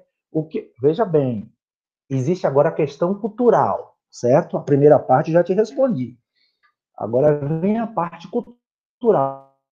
Eu concordo com você, é difícil. E você criar um coral, agora você tem que ter as estratégias. Pegue as pessoas que têm voz boa, que dê para fazer um coral de 4. Não precisa fazer um coral grande, de 15, 20 vozes. Não. Pega as pessoas boas, converse com elas, faz um trabalho, 4 pessoas já. São 4 pessoas que eu posso cantar o hino em 2 vozes. Pega um hino do Inário, ou um hino, sei lá, que o pessoal gosta, está acostumado. Essas são as estratégias. Eu fiz isso muito em igreja. Quando eu dei aula no seminário, que eu fui aluno e professor, paralelo no Seminário Batista Regular. Eu fui aluno e professor, então eu dava aula também, quando era aluno. Eu ensinava os meus alunos das periferias, com todo respeito, com todo carinho, eu falava para eles assim, não tem aquela ilusão de querer criar um coral na sua igreja, porque você vai se iludir e vai iludir as pessoas. Aí entra a questão cultural, Luiz. Você cria com 4, 5, o que quiserem. Ah, tem 5, 6 pessoas que querem formar um coral na igreja. Começa com eles. Não tem problema. E, como minha esposa está falando aqui, né? Na Bahia, eu fui para a Bahia, depois que eu já morava aqui em São Paulo, agora em 2010, eu fui para a Bahia, ser ministro de música lá na igreja, que não tinha coral, mas eu criei 3 coros na igreja, porque tinha gente que gostava de coros. Eu criei 3, o povo não tinha, já tinha perdido a cultura, já era outro povo, já era outra coisa. Comecei a criar as estratégias com criança, depois fui para um coro masculino, peguei alguns homens, fiz um trabalho com os homens, depois peguei o coro misto da igreja. Foram estratégias. Agora, você não pode fazer isso muito drasticamente, aquela coisa, porque você vai espanar do lado de cá e eles se espanam do lado de cá. Então, você tem que fazer um trabalho conjunto, gostoso, leve, porque a turma de hoje não é aquela turma de 30 anos atrás, que ficava na igreja 2 horas ensaiando coral. Acabou isso. Acabou. O povo hoje, desculpe, mas assim, é um povo que é uma coisa mais rápida. Aí você tem que começar a trabalhar com 2 vozes. Por exemplo, em Valo Velho, aqui no final de São Paulo, em Tapecerica, eu ia lá toda segunda-feira, como eu falei para vocês, ajudar o pastor Geraldo. Eu comecei a formar um coro lá da igreja com pessoas com 15, 17. Falei, meu Deus do céu, isso não existe mais. E o pessoal interessado. Mas eu fui com certas estratégias. Comecei a pegar os hinos do Inário Uníssono. Juntos, na mesma fé, no mesmo amor, juntos na mente, coração. E eu regia eles como se estivesse regendo um coro da catedral. Um hino em uníssono. Primeiro, hino gostoso de cantar, um balanço bom, uma letra boa. E a partir daí eu comecei. Aqui dá para fazer isso. Igreja Pentecostal, Avivamento Bíblico, que eu já trabalhei em Campinas, eu fiz isso. E no Avivamento Bíblico eu fui até mais doido, porque em 12 ensaios eu ensaiei o Aleluia de Handel com eles, com um povo que a maioria não sabia cantar. Mas eu levei isso como estratégia. Então eu ensaiei Aleluia de Handel, 4 vozes, em 12 ensaios. O povo era leigo, não sabia. Tudo que eu ensinava, eles pegavam. Então, assim, o que você tem que fazer, meu querido? Estratégias. Eu estou aqui para te ajudar. Eu sou um deles que estou aqui para te ajudar. Me liga. Crenilson, dá para a gente fazer uma videoconferência, alguma coisa? Eu gosto de ajudar, porque eu aprendo nisso. Eu aprendo, então, assim, vá atrás dos recursos. Porque aqui a minha região é isso. Mas não é só por causa disso. Porque aqui isso e aquilo. Quando eu saí de São Paulo, do centro de São Paulo, para ir para o meio da roça, na Bahia, foi um desafio. E por que a palavra de Deus chega até lá, o Evangelho? Amém.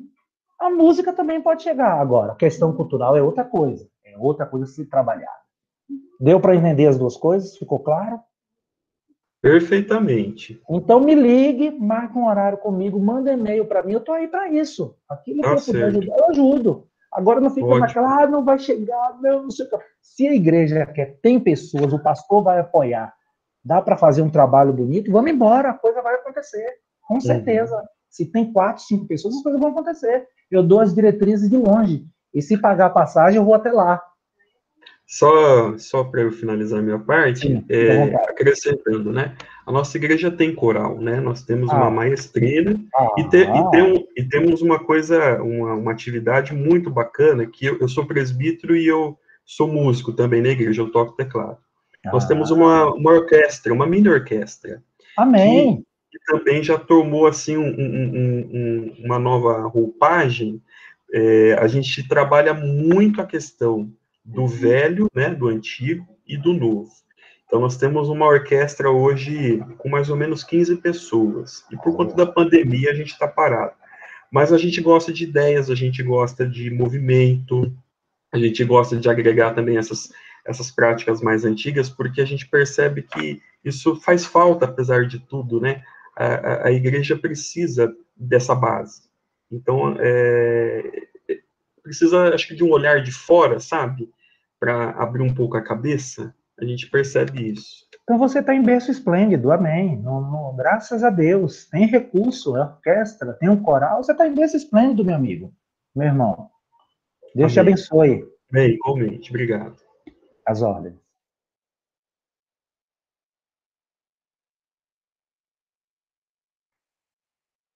Matheus Santos. Bom, boa noite, maestro. Eu sou o Matheus Santos, nós já nos conhecemos, né? Eu sou repórter da Rádio PB e também membro da primeira igreja presbiteriana de Bauru, interior de São Paulo. Bom, eu só preciso fazer um comentáriozinho antes a respeito do que o Jared estava falando, irmão. A respeito, assim, porque eu estive lá na Catedral Presbiteriana do Rio agora no Natal, fazendo uma cobertura, inclusive, do culto das luzes, e eu perguntei sobre isso mesmo, por que os cultos vespertinos são mais soltos, né, digamos assim, e os cultos matutinos, um pouco, com a liturgia um pouco, né, mais tradicional, né? Aí o pastor titular, que inclusive me tornei amigo, o reverendo, acabei esquecendo o nome dele agora, ele me explicou o seguinte, que primeiro porque o público da Catedral Presbiteriana do Rio estava pedindo muito essa banda, asserções de bandas nos cultos da igreja. Então ele viu a possibilidade, né, o Conselho da Catedral Presbiteriana do Rio viu a possibilidade, depois dos membros pedirem, de que cada culto noturno, cada culto vespertino, um grupo da igreja ficasse responsável pela música, lógico, tudo isso com a aprovação do pastor, porque tem a questão da letra, né? Então, por exemplo, a UPA, União Presbiteriana de Adolescentes, em um determinado domingo do mês, ela ficava responsável. Depois, a UMP. Depois, o grupo de louvor mesmo, entendeu? Então, é essa a resposta que a Catedral Presbiteriana do Rio me deu quando eu estive lá, no Natal de 2020, né? E também que ela vai manter os dois cultos matutinos tradicionais, porque eles têm um às 8h30 e outro às 10h30. O das 8h30 está suspenso por enquanto, mas são dois cultos matutinos tradicionais. Bom, maestro, a pergunta que eu tenho para você, então, é a seguinte. Você acha que a música sacra pretende acabar nas igrejas mais tradicionais? Olha, isso vem acontecendo, né? Na maioria das igrejas, isso já não existe mais, a música sacra na igreja. Alguns aqui estão perguntando, música sacra, música litúrgica. A música litúrgica, só para responder aqui que eu estou lendo algumas coisas, a música litúrgica é a música que participa da liturgia no todo, né? Ela segue os parâmetros da liturgia. E a música sacra é o estilo dela, tá? Música sacra é o estilo. Música sacra, música contemporânea, música erudita, sinfonia, isso são os estilos. Então, a música sacra, podemos dizer que ela é um estilo. Você olha aquela música e fala, essa é música de igreja, é música do culto. Agora, a música litúrgica é a música que segue o padrão litúrgico dentro da liturgia. Vamos cantar sobre santidade. Santo, santo, santo, Deus onipotente. Vamos cantar sobre perdão. Perdoa-me, Senhor, se eu não vivi para te servir. Ok? Então, música litúrgica faz parte da liturgia, né? Se acopla, entra na liturgia, nos temas da liturgia. Ok. Então, assim, irmão Matheus, que eu já o conheço aí de Bauru, a gente se falou, repórter, isso já tem acontecido nas igrejas. Essa música sacra, ela já está se acabando de certa forma. Então, se a igreja, como eu falei na palestra, quer continuar com a sua música, como é o caso da catedral com a música sacra, ela tem que correr atrás. Ela tem que mover a você vai dizer, porque a catedral tem recurso. Não, nem sempre é por causa disso, por causa do recurso. Basta a igreja querer. Agora, com todo respeito, muitos pastores estão copiando muita coisa dos Estados Unidos, como colocaram aqui, que eu estou vendo algumas coisas também no chat, né? O worship, né? O worship quer fazer aquele grupão de louvor, e aquele grupão de louvor comanda tudo, e o grupão de louvor prega na hora dos cantos, o grupão de louvor tira oferta, o grupão de louvor dá o aviso, o grupão de louvor, o líder do grupão de louvor põe aquela camisa todo bombadinho para poder chamar atenção, e aquele negócio todo, Aí a gente não quer criticar, né? Eu não estou aqui criticando, eu estou respondendo o que você me perguntou. E já tem acontecido isso na igreja, mas a igreja está acabando. Em vista de 30 anos, onde eu contei de vocês de 91 para cá, o que aconteceu, isso muitas igrejas já não tem mais. Outras sofríveis estão tentando manter um pouco do que tem. Várias vezes eu sou abordado por igreja para ir lá, para indicar alguém, para apresentar alguém, para fazer alguma coisa, aí eu tento sentar, como que a tua igreja, como ela foi no passado, não acabar, eu fico com muita dó, sabendo as igrejas como foram no passado. Eu vou em tanta IPI por aí, que eu olho aquela igreja e falo, meu Deus, tem igreja que tem 3, 4 pianos em cada sala, IPI, igreja de bairro, porque tinha coro, tinha pessoas que tocavam, tinha aula de música, as igrejas eram fortes. Eu vou falar de 2 que eu vi, né, pessoalmente, assim, é a IPI do Cambuci, que eu trabalhei lá, tem um coral muito bom, ainda continua com uma música boa. IPI ali da Água Rasa, aqui em São Paulo, eu estou falando. E a IPI de Vila Leopoldina, né, também, a gente percebe. Então, assim, Matheus, isso já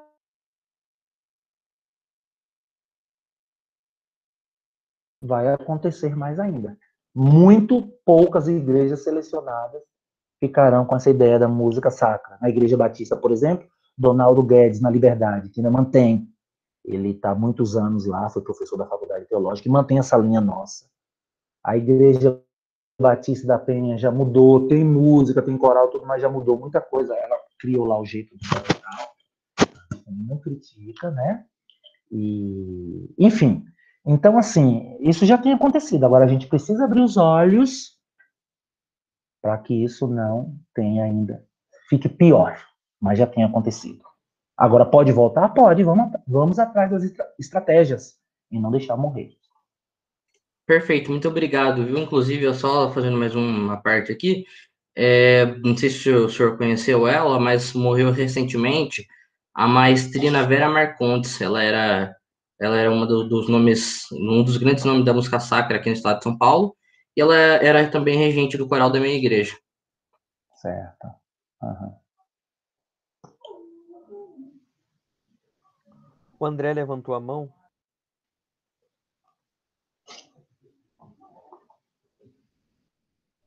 Deixa eu só. André, o nosso André Albertini? Em outro lugar. Não, eu acho que muito interessante tudo isso. Tem algumas coisinhas só que eu acho que a gente tem que tomar alguns cuidados, né? Por exemplo, eu falo muito por mim. Quando eu fui para a catedral, um dos motivos foi pela questão da música, né? Pela questão de uma música mais litúrgica. O problema é que a música contemporânea, a gente não tem que olhar para a música contemporânea como grande problema. O grande problema é a estrutura litúrgica contemporânea. Então, o Daniel comentou em um certo momento, poxa, mas o pessoal continua confundindo, né, liturgia com música. E é exatamente isso. A liturgia é uma coisa, a música é um pedaço da liturgia. Então, a gente já conversou isso algumas vezes aqui. É aquela coisa meio esquizofrênica que você tem um louvor voltado para um lado, com músicas que não se conversam entre si. Aí acabam essas músicas, vem um sermão que não conversa com as músicas, e no final do sermão vem uma nova música que não conversa com o sermão. Então, isso é profundamente negativo. Por outro lado, o uso da música contemporânea, eu acho que em algumas situações ela é necessária, inclusive para dialogar com quem está ali. Realmente, a música mais sacra, essa música mais clássica, tem gente que para algumas pessoas é uma linguagem meio estranha, uma linguagem complexa, uma linguagem diferente do que está acostumado.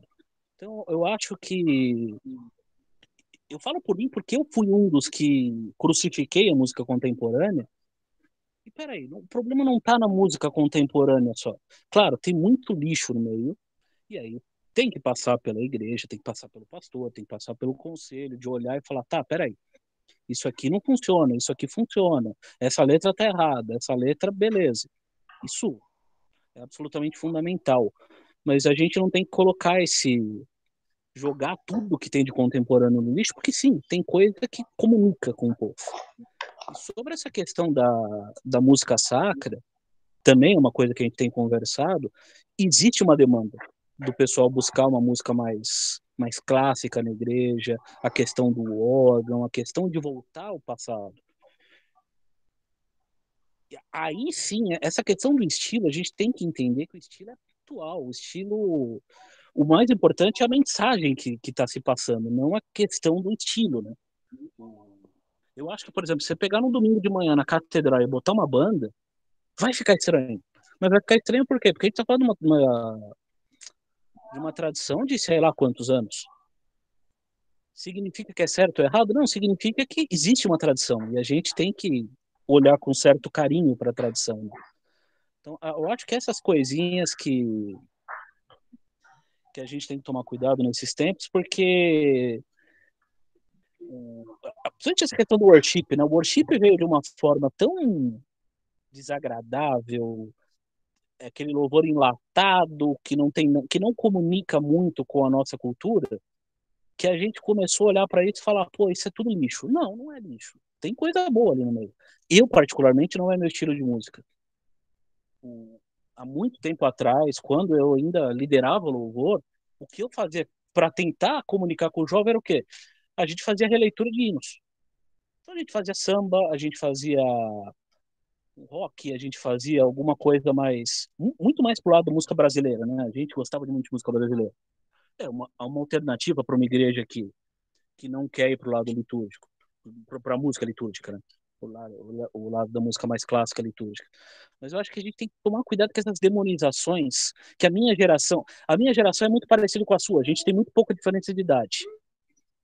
Então, eu lembro dessa história mesmo, de quando a bateria entrou, eu fui um ferrenho, quase um queimador de inário. Não, não pode voltar o inário. A gente lutou tanto para não ter mais inário, tira essa desgraça daqui. Depois você amadurece e fala, opa, pera aí que a gente está errado.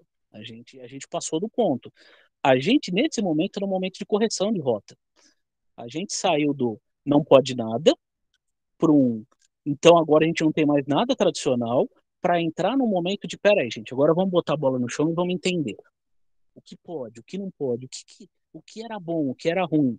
Então, eu acho que esses radicalismos, e repito, eu falo de radicalismo por mim, porque eu fui muito radical. Eu saí de 2 bandas de igreja, basicamente por causa de músicas de worship.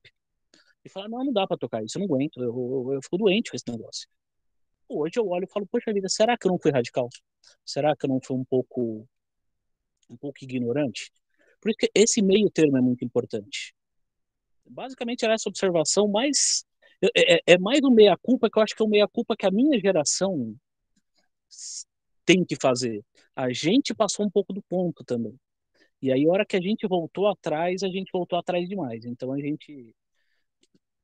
gente demonizou os hinos, depois demonizou o louvor de banda. E calma. Vamos amadurecer. Não é por aí. É por aí mais ou menos que eu estou pensando. E obrigadão pela aula, muito interessante. Essa questão da Enode é maravilhosa. A gente. E ainda mais a IPI que tem o Faustino. A gente tem o principal compositor de hino desse país na nossa igreja. A gente é muito agraciado por Deus. Né?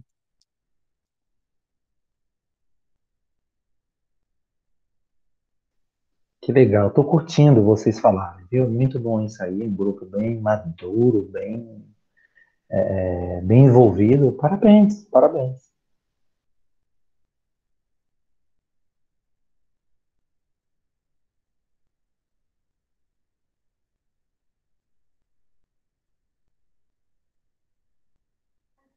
O Emerson levantou a mão.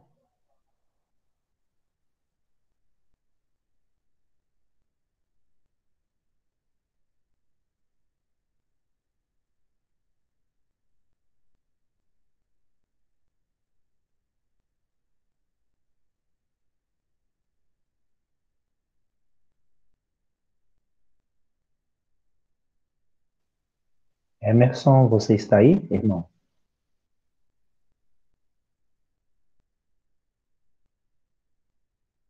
Oi, sim, desculpa, eu tinha ido no banheiro.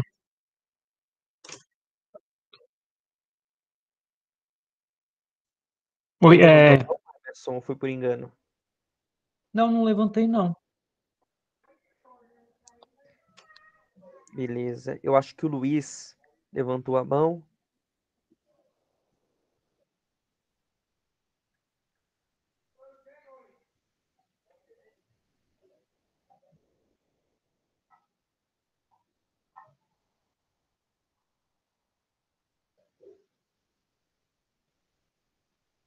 Guilherme, além dos da catedral, nós temos outro pessoal de fora da catedral que faz parte desse grupo, é isso?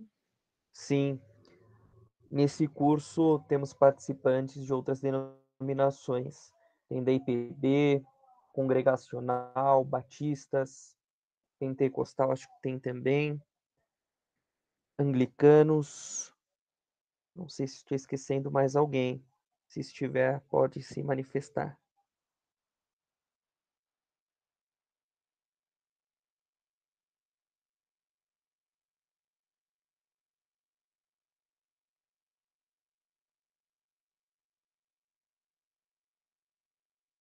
O professor, maestro Cremilson, deixa eu fazer uma última pergunta, por favor.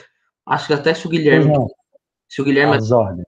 opa, se o Guilherme até quiser complementar, eu não sei se vocês chegaram a ver ou não, mas eu sigo a Catedral Anglicana de São Paulo nas redes sociais. E outro dia eu estava assistindo o culto deles e eles cantaram, né? O grupo de louvor cantou uma música do Zeca Pagodinho na celebração, que é Deixa a Vida Me Levar, sabe? Eu gostaria de saber o que é permitido, como que é lá. Eu não conheço, eu acho que não poderia nem falar sobre com propriedade, mas se vocês conhecerem alguma coisa, poderem me explicar o porquê de estar inserido na celebração.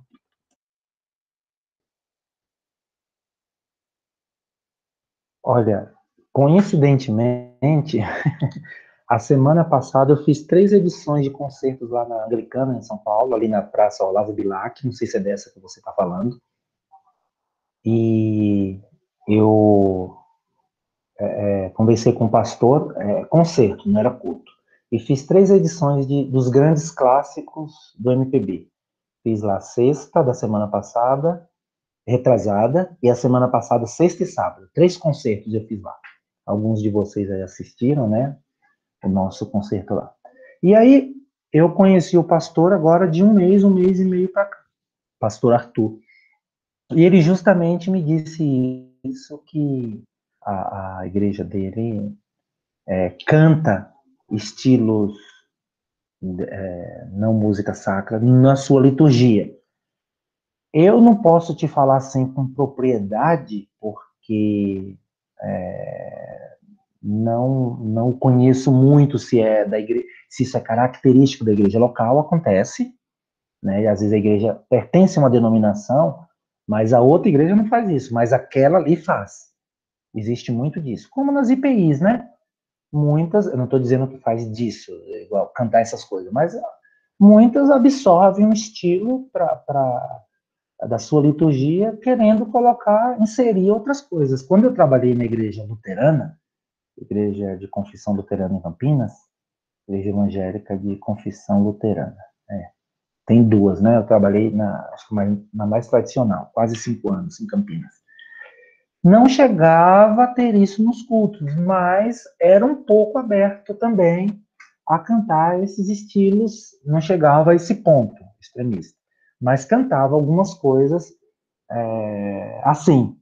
Então, assim, para a gente falar com propriedade, a gente tem que conhecer mais, né? Eu conheço pouco da anglicana, mas sei que eles são muito abertos a muitas outras questões. E aqui não é o momento de falar, e nem é o porquê, porque a matéria e o assunto é mais direcionado à liturgia. Mas a igreja anglicana ela é bem aberta a muitas outras questões, né? Que então as nossas igrejas ainda pensam diferente, ela já pensa de outra forma. Então, é um todo. Então, acredito que por isso dessa outra forma dela pensar, de outras coisas, outras razões. Isso para ela, esse tipo de música, igual você colocou, Deixa a Vida Me Levar, Leva Eu, Zeca Pagodinho, cantar na liturgia não seja uma coisa tão assim absurda, porque na forma de pensar já é diferente, né? Então, acredito que esse seja um dos fatores, não posso afirmar. Muito obrigado.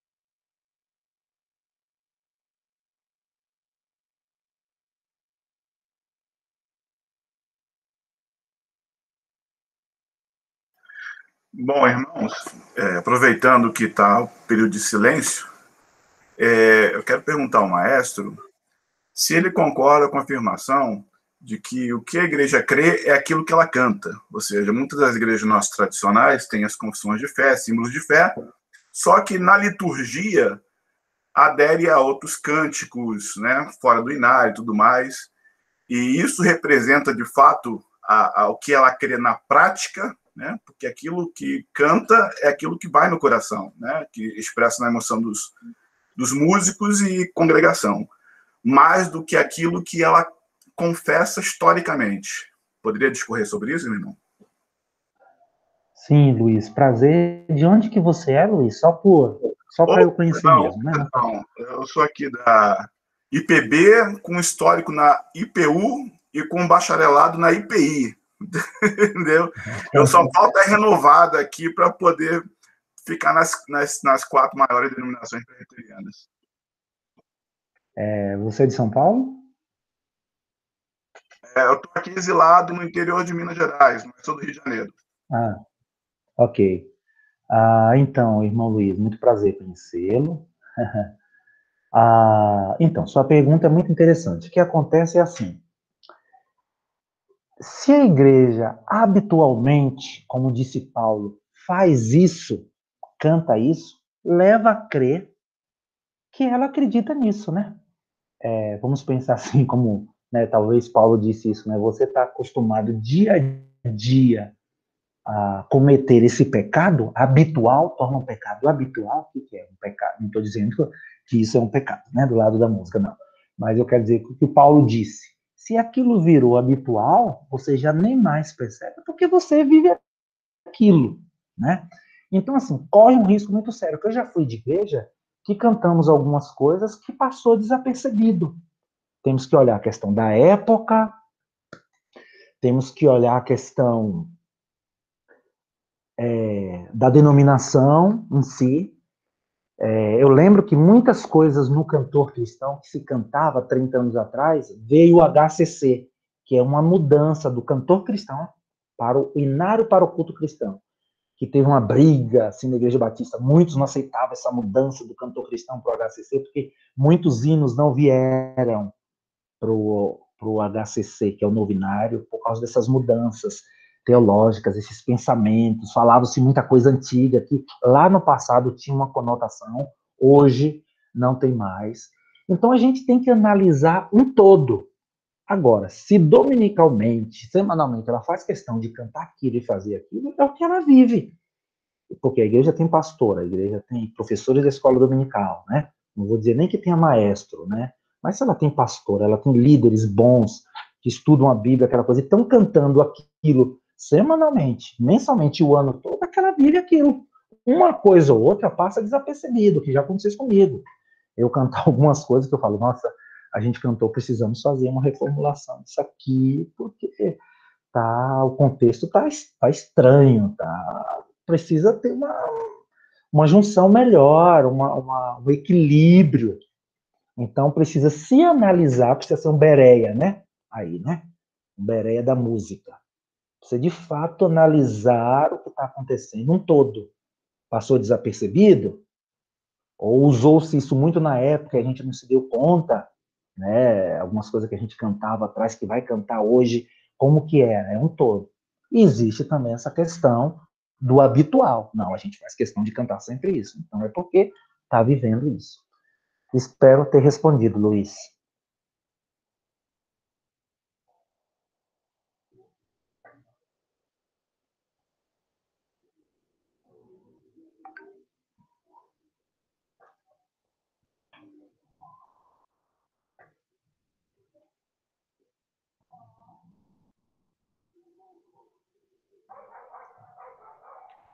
Hoje é o Sábado Santo, o pessoal está respeitando o silêncio. Mais alguém tem alguma pergunta?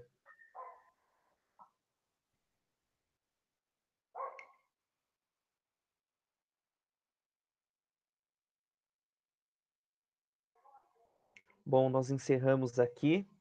Eu agradeço imensamente você, Cremilson, pela sua disponibilidade, pela exposição, as reflexões de todos também. Eu acho que é um tema que sempre gera muito barulho, né? É muito bom isso também. Eu acho que isso faz parte desse processo de aprendizado e ensino, para a gente sempre se atentar para aquilo que nós estamos cantando. É muito importante isso na vida da igreja. Bom, podemos depois pensar na parte 2 presencial, quando voltar, né? Isso, com esperanças no Senhor. Quem sabe um dia a gente possa fazer isso presencialmente.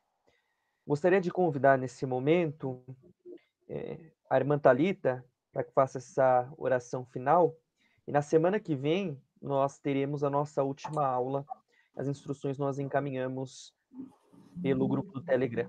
Que Deus abençoe a todos e um ótimo domingo na ressurreição do Senhor.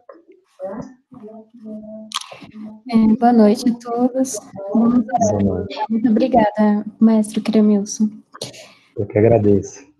Senhor nosso Deus e nosso amado Pai, nós te agradecemos por tudo que nós aprendemos durante esta noite.